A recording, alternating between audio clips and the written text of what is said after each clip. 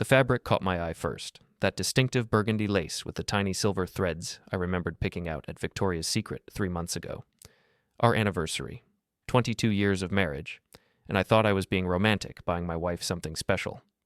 Now those same panties sat crumpled on the passenger seat of my brother's Mercedes G-Wagon, forgotten like yesterday's newspaper, not hidden, just forgotten. I stood there in the parking lot of Miller's Hardware, holding a bag of screws for my auto shop, staring through the tinted window of Philip's pristine vehicle. The late October wind cut through my work jacket, but I barely felt it. My mind was processing what my eyes were seeing, running through every logical explanation except the obvious one. Except there wasn't another explanation. Felicity had worn that set exactly once, on our anniversary night in August. She'd smiled that thin smile she reserved for obligatory occasions. Let me admire her for exactly 30 seconds, then changed into her usual cotton nightgown. "It's not very comfortable," she'd said, folding the burgundy lace carefully into her dresser drawer. I'd watched her do it, thinking how typical that was of my wife. Always practical, always measured, even in moments that should have been passionate. But apparently comfort wasn't an issue when she was with my brother. My phone buzzed. Text from Felicity. "Working late again. Don't wait up." I checked the time. 4:30 in the afternoon.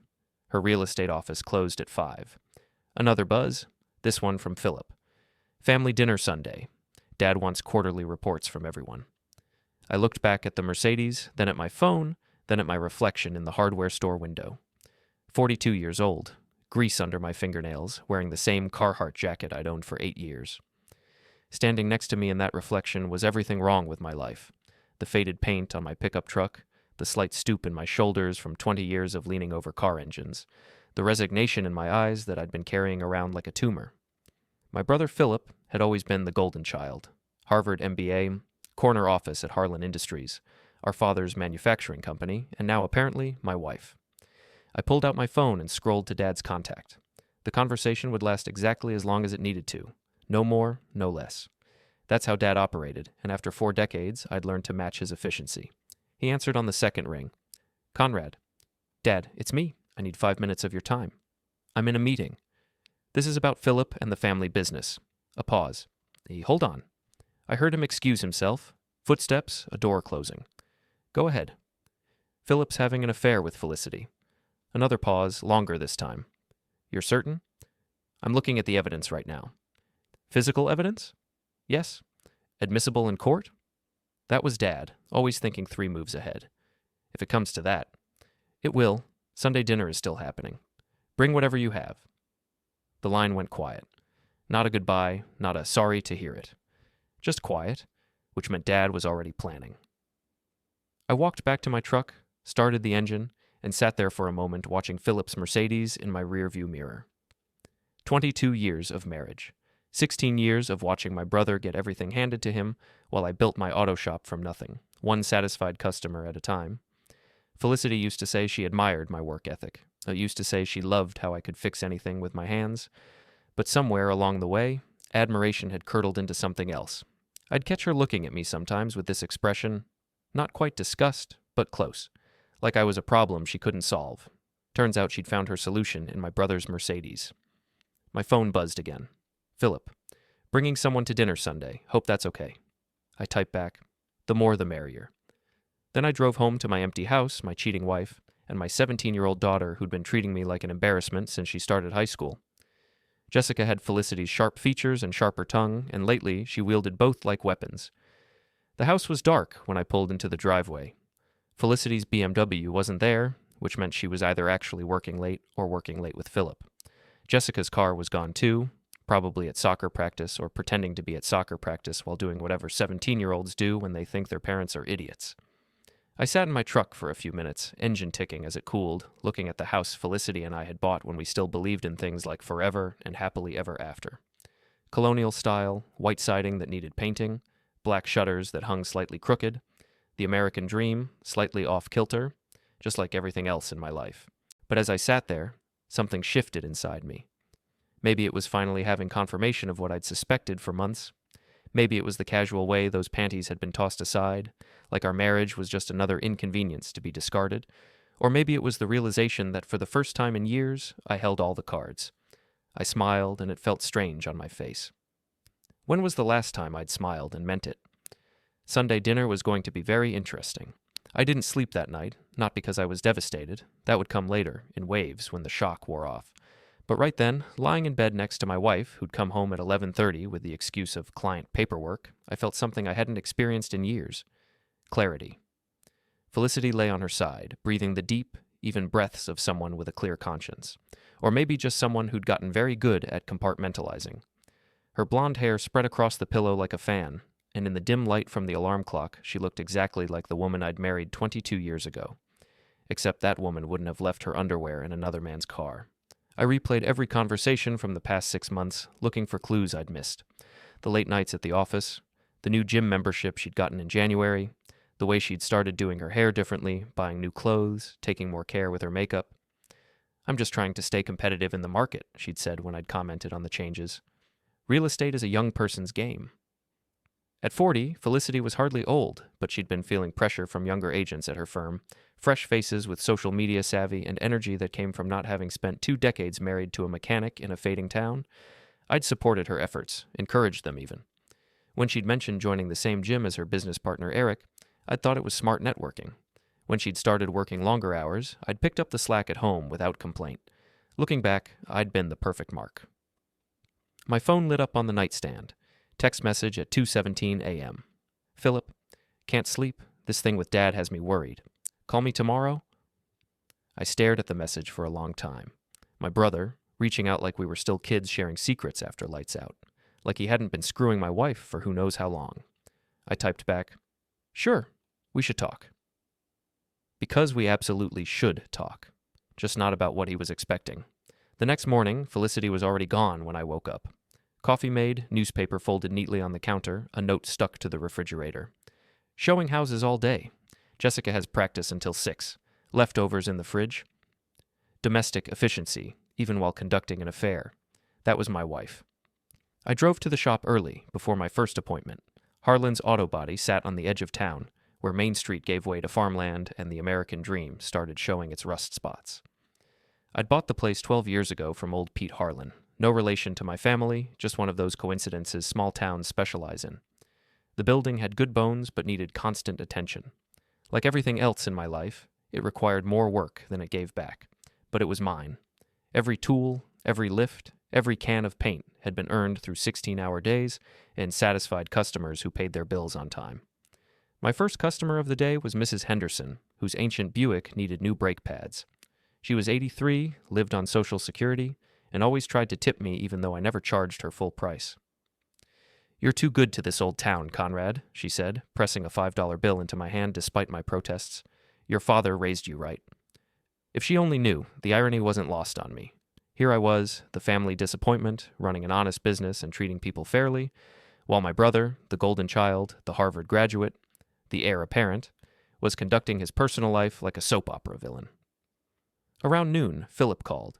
"Conrad, thanks for getting back to me. I've been thinking about what Dad might want to discuss Sunday." I wedged the phone between my shoulder and ear while I worked on a transmission. "What's your theory?" "Succession planning, maybe? He's been talking about retirement more lately." "Could be. The thing is, I've been making some changes in my personal life, changes that might affect family dynamics." I almost laughed. Changes in his personal life. That was one way to put it. "What kind of changes?" "I'd rather discuss it in person. But Conrad, I want you to know that whatever happens, you're my brother. That comes first." The transmission part I was holding slipped from my fingers and clattered to the floor. "Family first, right?" "Exactly. Always." After we hung up, I stood in my shop surrounded by the honest smell of motor oil and metal, thinking about family loyalty and the different ways people defined it. For me, family meant showing up, keeping your word, protecting the people you loved even when it cost you something. For Philip, apparently, family meant taking whatever you wanted and expecting everyone else to understand. My phone buzzed with a text from Felicity. "Dinner with clients tonight. Don't wait up." I checked her real estate company's website. No evening appointments listed. No open houses scheduled. Another text, this one from Jessica. "Staying at Madison's tonight. Got permission from Mom." So I'd have the house to myself. Perfect. I closed the shop early and drove home, but instead of going inside, I sat in my truck and called my father's office. His secretary, Mrs. Patterson, had been with the company for 30 years and knew where all the bodies were buried. Harlan Industries, Mr. Harlan's office. Hi, Mrs. Patterson, it's Conrad. Is Dad available? He's on a call with the lawyers, dear. Can I take a message? Lawyers. That was fast, even for Dad. Just tell him I called. He'll know what it's about. Of course. How's that lovely wife of yours? I looked at my wedding ring, still there after all these years. She's fine, Mrs. Patterson. Just fine. That evening, I did something I hadn't done in months. I opened a beer, sat on my back porch, and really looked at my life. The house that needed painting, the yard that needed work, the marriage that needed last rites, but also the business I'd built from nothing, the customers who trusted me, the reputation I'd earned through 20 years of honest work. Philip could have Felicity. They deserved each other, but he wasn't getting the family business, not if I had anything to say about it. And for the first time in years, I was pretty sure I did. Saturday passed in a strange bubble of normalcy. Felicity came home Friday night around midnight, slipping into bed like she'd been there all evening. Jessica returned Saturday morning with stories about her sleepover that were probably half true. We moved around each other in the kitchen, making breakfast, reading phones, performing the choreography of a functional family. I watched my wife butter her toast and wondered if she felt anything. Guilt, excitement, fear of getting caught. Her face gave nothing away. She'd always been good at compartmentalizing, but this level of detachment was impressive even for her. What time is dinner at your dad's tomorrow? She asked, not looking up from her phone. 2:00, same as always. I'll need to leave by 4. I have a showing at 5:30. On Sunday. Of course she did. Jessica rolled her eyes. Another showing? Don't you ever take a day off? Success requires sacrifice, honey. You'll understand when you're older. I almost choked on my coffee. Success requires sacrifice. If that wasn't the understatement of the year. What about you, Dad? Jessica turned to me with that particular teenage tone that suggested I was probably doing something boring and embarrassing. Any exciting plans for your Sunday? Just the usual. Family dinner, then probably work on the Henderson account. God, Dad, it's Sunday. Even you should take a break sometimes. Felicity looked up from her phone then, and for just a moment, I caught something in her expression. Not guilt, exactly. More like irritation that I was still there, still part of her carefully managed life. Your father enjoys his work, she said. Not everyone needs constant entertainment. The dismissal in her voice was subtle but unmistakable. Jessica didn't catch it, but I did. After 22 years of marriage, you learn to hear what's not being said. I spent the rest of Saturday in my shop, not because I had urgent work, but because I needed to think. The evidence was clear. Those panties weren't going to suddenly belong to someone else. The question was how to handle what came next. Dad had called the lawyers. That suggested he was already moving, probably faster than Philip expected. The old man didn't waste time on emotional processing. He identified problems and solved them, usually before the other party realized there was a problem to solve. But I wanted to see Philip's face when it happened. I wanted to watch my brother realize that actions have consequences, even for golden children. Sunday morning, Felicity spent an hour getting ready for family dinner. She tried on 3 different outfits before settling on a black dress that showed just enough leg to be interesting, but not enough to be obvious. Her makeup was perfect, her hair styled like she was going to a job interview or a date. You look nice, I said, because that's what husbands say. Thank you. She checked her reflection one more time. Are you wearing that? I looked down at my khakis and button-down shirt. Clean, pressed, appropriate for dinner at my father's house. What's wrong with this? Nothing. It's fine. Fine. The most damning word in the English language. Jessica emerged from her room in ripped jeans and a sweatshirt that probably cost more than I made in a day. Do I have to come to this thing? Yes, Felicity and I said simultaneously. Ugh. Grandpa's going to ask about my grades, and Uncle Philip's going to pretend he cares about my college plans, and everyone's going to act like we're this perfect family when we all know. She stopped herself, but the implication hung in the air. Even our 17-year-old daughter could see the cracks in our foundation. The drive to Dad's house took 20 minutes through the kind of suburban landscape that real estate agents call charming and everyone else calls dated. Dad lived in the same house he'd bought when he married my mother 38 years ago. 4 bedrooms, 2.5 baths, meticulously maintained but never updated. Like Dad himself, the house was solid, functional, and completely without pretense. Philip's Mercedes was already in the driveway when we arrived. So was a silver Lexus I didn't recognize. Whose car is that? Jessica asked. Felicity's face went carefully blank. I have no idea. But she did know. I could tell by the way she checked her reflection in the visor mirror one more time, the way she smoothed her dress as we walked to the front door. Dad answered before we could knock. He was wearing his usual Sunday outfit, pressed slacks, white shirt, navy blazer. At 68, he looked like exactly what he was, a man who'd built something from nothing and had no intention of letting anyone tear it down. Conrad, Felicity, Jessica. He hugged his granddaughter, nodded to my wife, and gave me a look that lasted exactly 1 second longer than necessary. We followed him into the living room, where Philip was standing by the fireplace with a woman I'd never seen before. She was younger than Felicity, maybe 35, with the kind of polished appearance that suggested money and good breeding. Everyone, I'd like you to meet Amanda Richardson, Philip said. Amanda, this is my family. Amanda stepped forward with a practiced smile. I've heard so much about all of you. I shook her hand and wondered if she knew she was the decoy. If this was Philip's attempt to provide cover for his real relationship, he'd chosen well. Amanda looked like exactly the kind of woman my father would approve of. Professional, appropriate, probably from a good family. Amanda works in marketing, Philip continued. We've been seeing each other for a few months. Felicity's smile never wavered, but I saw her fingers tighten around her purse strap. How lovely, she said. It's always nice to meet Philip's friends. Friends. The word carried just enough emphasis to be noticed. Dad called us to dinner exactly at 2 o'clock. He'd hired the same caterer he'd been using for family gatherings for the past 5 years. Mrs. Chen from the Chinese place downtown. She'd set up a spread of roast beef, potatoes, green beans, and rolls that looked like something from a magazine. We took our usual seats around the dining room table. Dad at the head, me to his right, Philip to his left, Felicity next to me, Amanda next to Philip, Jessica at the foot of the table where she could text under the table and pretend to pay attention. Before we eat, Dad said, I have some business to discuss. He reached into his jacket pocket and pulled out a manila envelope, the kind lawyers use for important documents. Philip shifted in his chair. Dad, maybe we should eat first. This won't take long. Dad's voice carried the tone that meant the discussion was over before it started. Philip, you're no longer part of this company. The words hung in the air like smoke from a fired gun. Amanda's fork stopped halfway to her mouth. Jessica looked up from her phone. Felicity went completely still. Philip laughed, the sound sharp and nervous. What are you talking about? Dad opened the envelope and pulled out a stack of papers. Share transfer documents.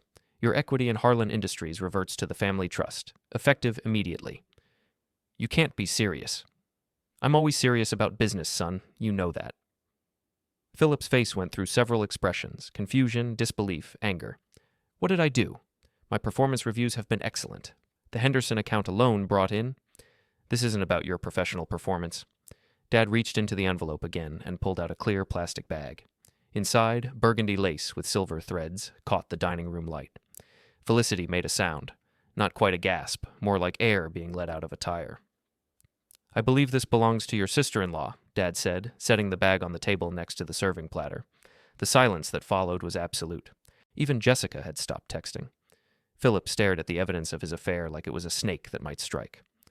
Amanda looked from the underwear to Philip to Felicity, her marketing-trained mind probably calculating how quickly she could extract herself from this situation.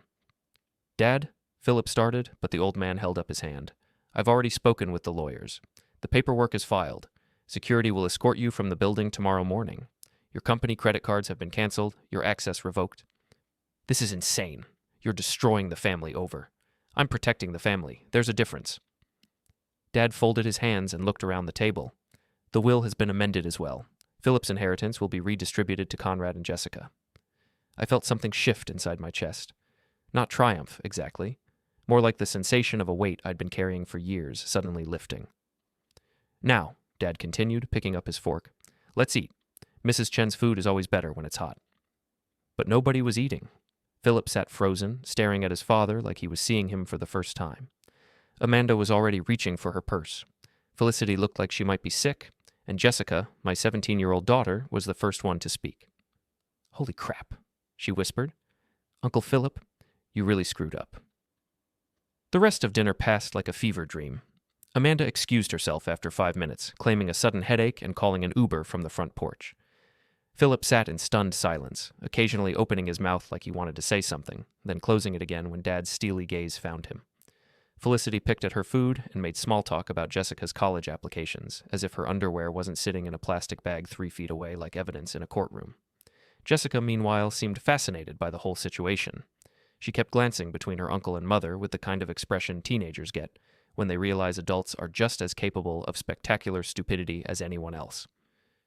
"So," she said during a lull in conversation, "is anyone going to explain what just happened, or are we all going to pretend this is normal?" "Jessica," Felicity said sharply. "What? I'm 17, not 7. I can connect the dots." She looked directly at her mother. "You've been cheating on Dad with Uncle Philip?" The words hung in the air like a challenge. I waited to see how Felicity would handle it. "That's not—" she started, then stopped. What could she say? The evidence was literally on the table. "It's complicated, honey," she finally managed. Jessica laughed, a sound with no humor in it. "Complicated? Really? That's what we're calling it?" Dad cleared his throat. "Perhaps we should discuss this privately." "No." The word came out harder than I intended. Everyone looked at me. Jessica is old enough to understand that actions have consequences. She's going to hear about this anyway. Might as well hear the truth. Philip finally found his voice. "Conrad, I can explain." "Explain what? How you've been screwing my wife? How long it's been going on? Whether you planned this or if it just happened." I kept my tone conversational, like we were discussing the weather. "I'm curious about the timeline myself." Felicity's face had gone pale. "Conrad, please." "Please what?" "Please don't embarrass you in front of your daughter. Please don't make this awkward." I turned to look at her directly. "You left your underwear in his car, Felicity. Not hidden. Just forgotten. Like our marriage was so unimportant, you couldn't even be bothered to cover your tracks properly." "It's not what you think. It's exactly what I think. The question is what happens next." Dad leaned back in his chair, watching the show with the detached interest of someone who'd already made his decisions. "What happens next is that this family moves forward without the people who betrayed it.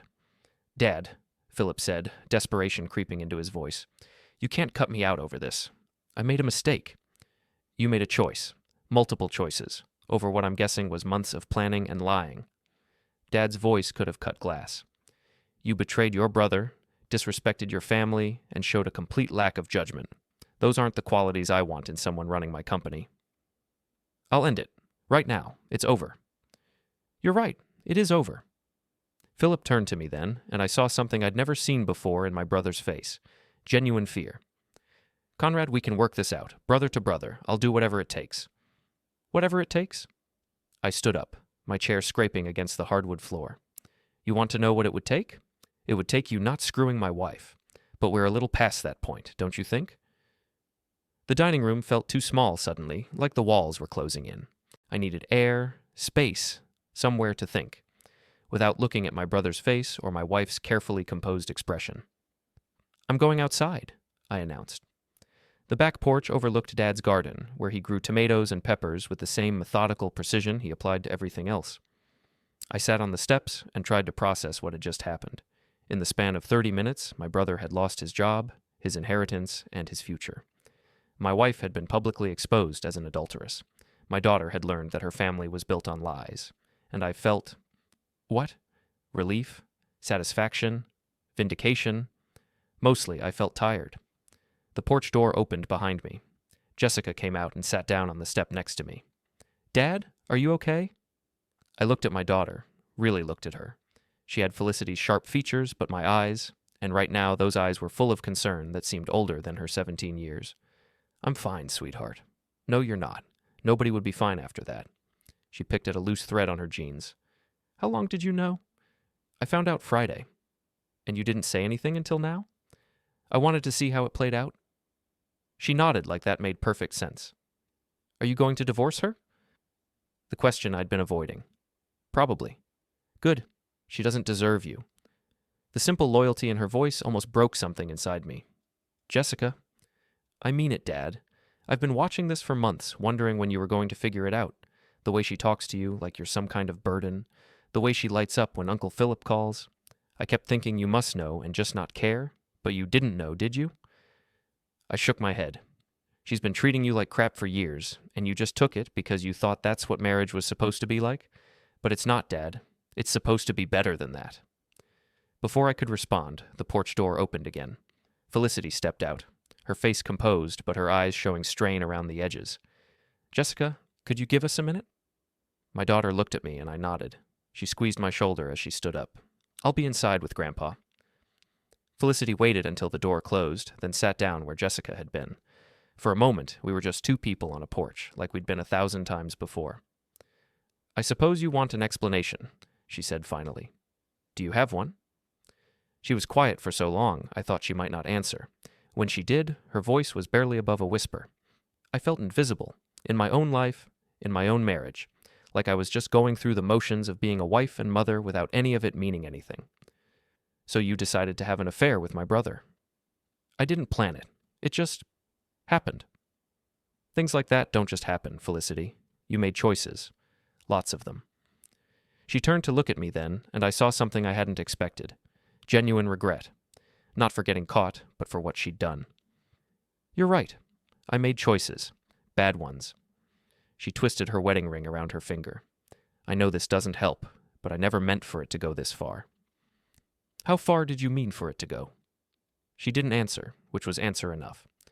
We sat in silence for a while, watching Dad's garden sway in the October breeze. 22 years of marriage, and it was ending on a back porch with the scent of fallen leaves hanging in the air. "What happens now?" she asked. "Now you figure out what your life looks like without me in it, and without Philip's inheritance to fall back on." Her face went carefully blank. "What do you mean?" "I mean my brother just lost everything, Felicity. His job, his money, his family. If you were planning a future with him, you might want to recalculate."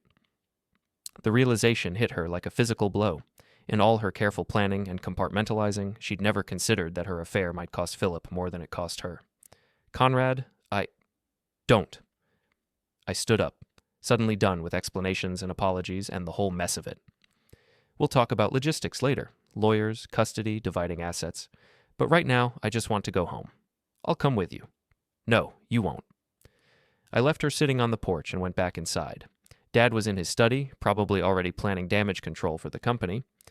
Jessica was in the living room, scrolling through her phone with the determined focus of someone trying to look busy. Philip was gone. "Where did he go?" I asked. Jessica looked up. "He left about 10 minutes ago. Didn't say where." "Did he take the Mercedes?"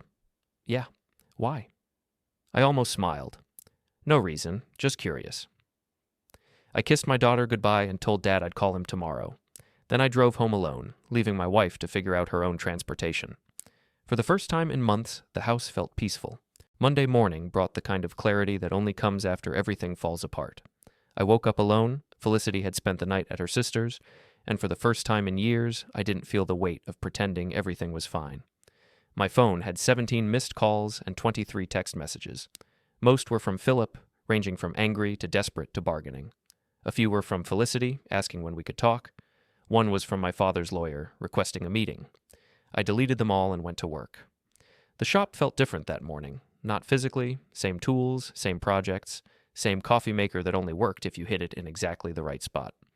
But something had shifted in the way I moved through the space, the way I approached each task. For 20 years, I'd been apologizing for who I was. The brother who didn't go to college, the son who chose working with his hands over working with spreadsheets, the husband who couldn't give his wife the lifestyle she thought she deserved. But sitting in that dining room yesterday, watching my father choose integrity over convenience, I'd remembered something important. There's honor in honest work. There's dignity in keeping your word. There's strength in building something that lasts. My first customer was Jim Rodriguez, whose pickup truck needed a new alternator.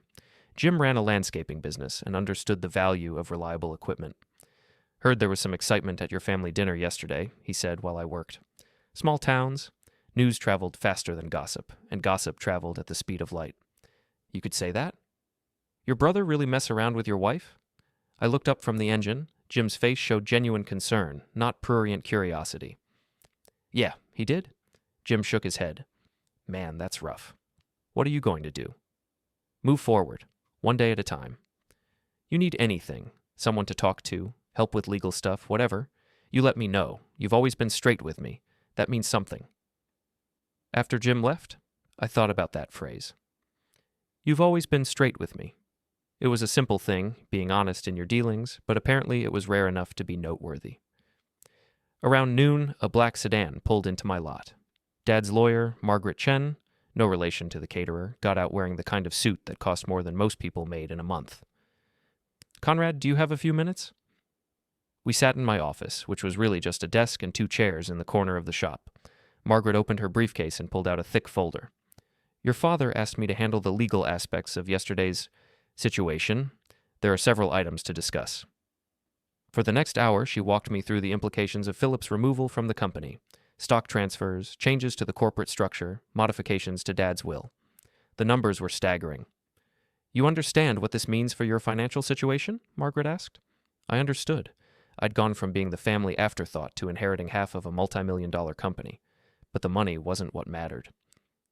What about Philip? Does he have any legal recourse? None. Your father structured the original agreements to protect against exactly this kind of situation. Philip signed documents giving your father complete discretion over his employment and ownership stake. And Felicity? Margaret's expression didn't change, but something shifted in her tone. That's a separate matter. Do you want to proceed with divorce? Yes. Adultery is grounds for fault-based divorce in this state. Given the evidence and circumstances, you'll likely receive a favorable settlement. After Margaret left, I sat in my office looking at the papers that would reshape my life. Financial security I'd never imagined, legal vindication for 20 years of feeling like the family disappointment, the satisfaction of watching people who'd betrayed me face real consequences for their choices. So why didn't I feel better? My phone rang. Jessica. Dad, are you okay? Mom's been calling everyone, crying and carrying on like she's the victim here. Where are you? School, but I heard her on the phone with Aunt Linda this morning. She's talking about marriage counseling and working things out and how this is all just a misunderstanding. What do you think about that? I think she's delusional. Dad, you can't take her back. Not after this. The certainty in my daughter's voice was both heartening and heartbreaking. At 17, she had a clearer view of the situation than the adults involved. I'm not planning to? Good. You deserve better. After we hung up, I walked out to the main shop and looked at the work waiting for me. Mrs. Henderson's Buick needed its inspection sticker renewed. The Martinez family's van had a transmission leak. Tom Bradley's Mustang restoration was finally ready for paint. Honest work. Real problems with real solutions. People who trusted me to do right by them. My phone buzzed with another text from Philip. We need to talk. This is bigger than just us. I typed back, No, it isn't. It's exactly what it is. But he was persistent. 5 minutes later, he was standing in my shop doorway. He looked terrible. His usually perfect hair was disheveled, his expensive suit wrinkled like he'd slept in it. His eyes were red-rimmed and desperate. Conrad, please, just give me 5 minutes. I set down my wrench and faced him. 5 minutes. I know what you must think of me. Do you? Because I'm not sure you understand the scope of what you've done here. He ran his hands through his hair. It was never supposed to go this far. It started as just, I don't know, flirtation. Felicity was unhappy, and I was going through a rough patch with Amanda. Amanda? The woman you brought to dinner yesterday. We've been on and off for months. When we were off, Felicity and I would talk, and one thing led to another. One thing led to another. I repeated the phrase like it tasted bad. That's your explanation for months of lying to my face? I'm trying to be honest now. 20 years too late. Philip's composure cracked. Conrad, I lost everything yesterday. My job, my inheritance, my family. Dad won't even take my calls. You're the only one who can fix this. Fix this? How exactly would I do that? Talk to Dad. Tell him I've learned my lesson, that it won't happen again. Tell him the company needs me. I stared at my brother, this man I'd looked up to for 40 years, who'd always been smarter, more successful, more everything than me, and all I could think was how small he looked. The company doesn't need you, Philip. It never did. You were there because you were family, not because you were irreplaceable. That's not true? It is true. Dad built that business from nothing, and it'll keep running just fine without you. Better, probably, since he won't have to worry about his heir apparent making decisions with his... I stopped myself. With my what? With anything other than good judgment. Philip's face went red. You think you're better than me? You, with your grease-stained shirts and your little auto shop? You've never built anything that mattered. I built a reputation. I built relationships with people who trust me. I built a marriage that lasted 22 years until you decided to tear it down. I stepped closer to him. What did you build, Philip? Besides a career handed to you by Dad and a lifestyle you never earned? For a moment, I thought he might take a swing at me. Part of me hoped he would. It would feel good to hit something, and Philip's face was a tempting target. But he didn't. Instead, he deflated like a punctured tire.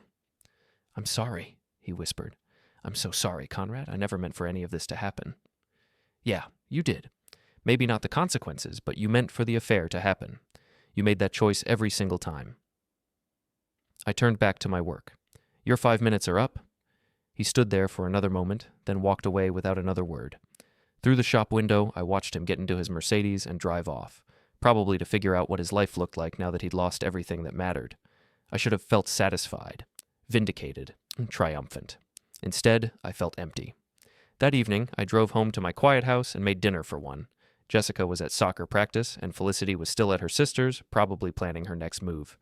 I sat at my kitchen table, eating leftover Chinese food and reading through the legal documents that would dissolve my marriage and reshape my future. 22 years, reduced to property divisions and custody arrangements. My phone rang. Felicity. "Conrad, we need to talk." "No, we don't. Please. I know you're angry, but we have a daughter to think about. We have a life together." We had a life together. You ended that when you decided my brother was more interesting than our marriage.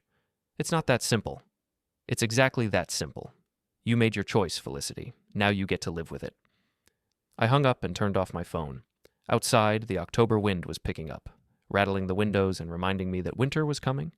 But inside my house now, according to the legal papers, everything was finally quiet. For the first time in years, I could hear myself think. And what I was thinking was this: some things, once broken, can't be fixed. But sometimes that's okay. Sometimes